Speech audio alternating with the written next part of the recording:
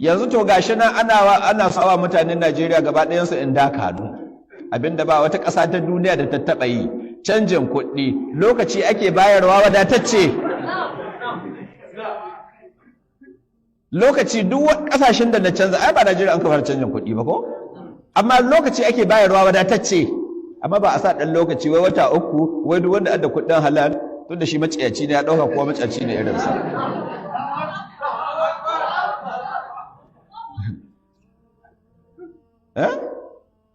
To ina kungiyoyin kare yancin bil'adama, yanzu ba yancin bil'adama ne za a takewa ba, mutum nawa zai hasarar dukiya ta wanda ya samu ta halattattar hanya, mutum nawa. To ina kungiyoyin nan ba mu ji kun ce komi ba,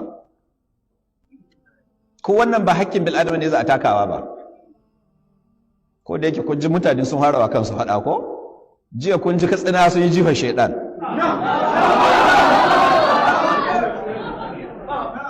Allah shi wa Katsinawa albarka. Na kwana da farin ciki jiya. Saura a samu wani mallami kuma ya ce ba su yi daidai ba. Duk mallamin da ya ce ba su yi daidai ba ya je ya gyara. Ko ba ya kata annabi je ya abin da an daidai. To haka ya kamata a yi musu duk inda sun ka zo. Inda sun ka zo haka ya kamata. Sannan za su gano cewa lalle sun taɓa mutane. Amma ana tsaya ana mugu Katsinawa da ba su Katsinawa kasan sun ce kunya gare su ba dai tsoro ba. To jiya sun nuna Allah shi musu albarka.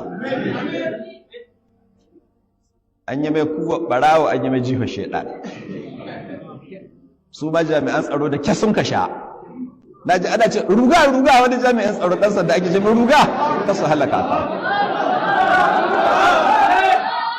Ashe in ta ɓaci jami'an tsaro ba ta kariyar mai gida ya kai ba, ta kwato rayuwa ta ya kai.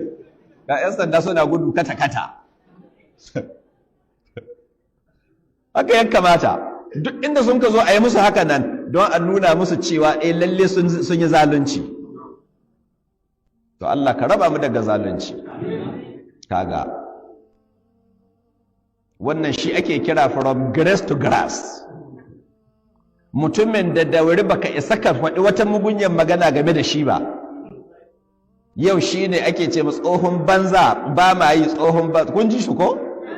Ba shi ce ba, yana da bidiyo yana da cikin wani tsohon banza, ba ma yi tsohon banza, don na sai duwatsu sor. Nace Allah bai hikima, wannan ne ya zama mutane ƙaya, an kafirta wasu, an halatta wasu ma an kashe su saboda shi. To yau gashi nan Allah ya wada kasa ana jifa shi dan haka ake jifarsa. Kuma da Allah ya tahi sa komai bala'i garin su abin ya faru. Inda Enugu na a ce dama 'yan adawa ne. Garin su Katsina. Kuma wallahi abin da sun kai yayi daidai domin Najeriya ba waɗanda na mutanen jihar Katsina wahala. Gwamnatin nan sun jefa mai ƙuri'a miliyan 1 da kusan ƙuri'a 200,000 sun ka jefa mai 2019. Miliyan 1 da 100,000 ina tsan ko 200 ko 100 wani abu.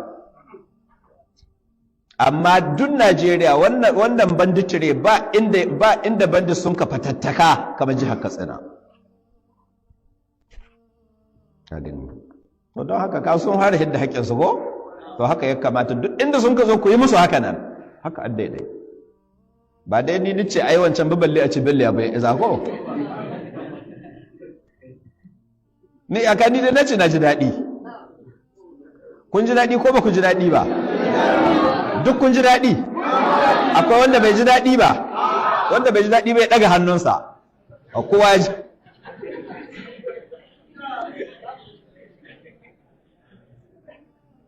Wallahi in ba mu haɗi haka nan ba mai adalci ba mun ji daɗi. Kuma Allah ya ƙara. Ai ba a bugun yaro a hana shi kuka ko? To ma dalla. To duk inda sun ka zo ku yi haka nan don ku nuna musu sun zalunce ku. To Allah ya tsare mu daga zalunci. Kuma don ya zan darasi ga waɗanda za su to kun ga wanda an kawawa ni ƙarshe nai. Duk kuma wani ɗan siyasa da ke takara ya san bai farin jinin wannan ba. Amma da ya zalunci mutane ya ci amana mutane kun ga yadda ƙarshen sa ya zama. To balle kai da dama ruha ce ba farin jini gare ka ba.